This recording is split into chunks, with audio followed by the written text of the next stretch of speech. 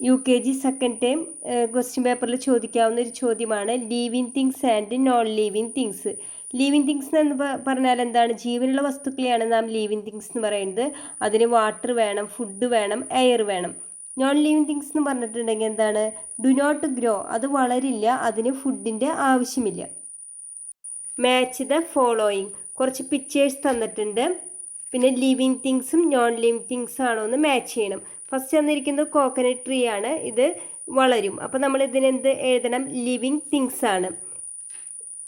പിന്നെ തന്നിരിക്കുന്ന ഒരു ഹൗസാണ്, ഇത് വളരുമോ? ഇതിന് ഫുഡ് ആവശ്യമില്ല, ഇതിന് ജീവനില്ല, ഇത് വളരില്ല. അപ്പോൾ നമ്മളിത് എന്താണ്? നോൺ ലിവിങ് തിങ്സ് ആണ്. പിന്നെ തന്നിരിക്കുന്ന ചെയറാണ്, ഇതും നോൺ ലിവിങ് തിങ്സ് ആണ്, ഇത് വളരില്ല, ഇതിന് ഫുഡ് വേണ്ട, ജീവനില്ലാത്തൊരു വസ്തുവാണ്. അപ്പോൾ അത് എന്താണ്? നോൺ ലിവിങ് തിങ്സ് ആണ്.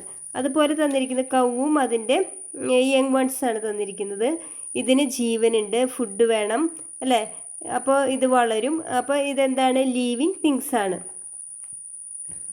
ഇതുപോലെയാണ് ചോദിക്കുക. Write L for living things. Living തിങ്സിന് L എന്നും നോൺ ലിവിങ് തിങ്സിന് N എന്നും എഴുതണം. ഇപ്പോൾ ഇതുപോലെ കുറച്ച് പിക്ചേഴ്സ് തന്നിട്ടുണ്ടായിരിക്കും.